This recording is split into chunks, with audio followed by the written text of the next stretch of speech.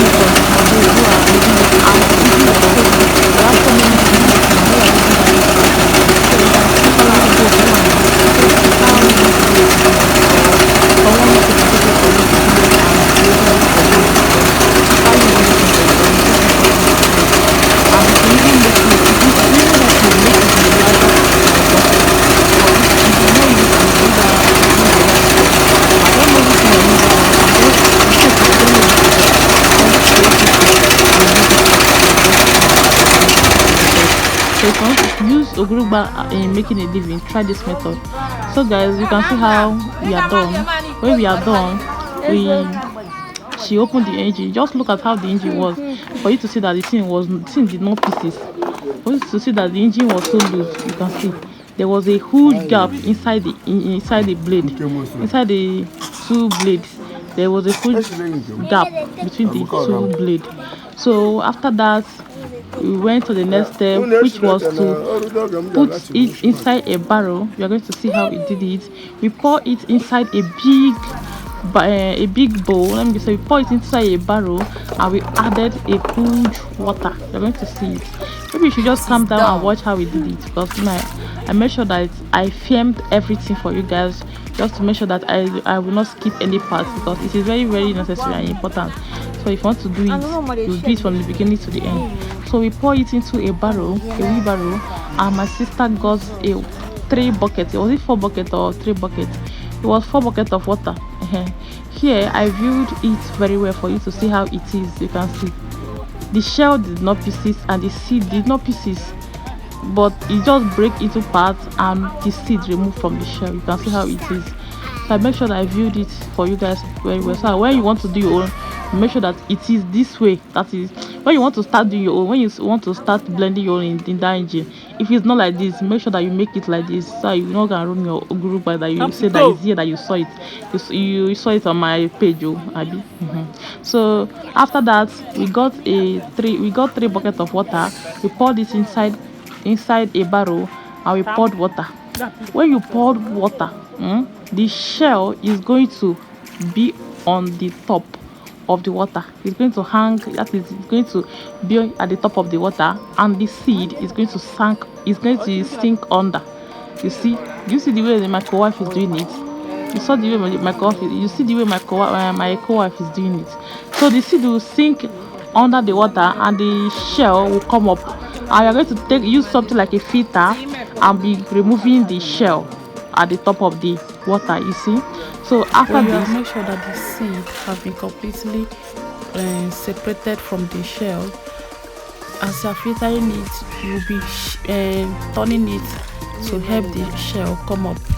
So when you have completely removed all the shell at the top, few of the shell might remain inside the seed, which you are going to use your finger and pick it out. It is going to be very easy, more than the user method. So when you're done separating the shell from the seed, another process is that you're going to heat it. You're going to try to make the water dry from the seed. Yes. And how you are going to do it is that you're going to make sure that you get a pot, any kind of pot, add a leaf under. Like some people don't used to add a leaf under, but you are going to add a leaf under to make sure that the okpei seed doesn't get burnt. Okay, so when you have add a leaf under your pot, when you have add a leaf under your pot, you are going to add your okpei seed inside the pot, and you are not going to make the fire too much, just on a low heat, and you are going to make sure that the water dries off from the okpei.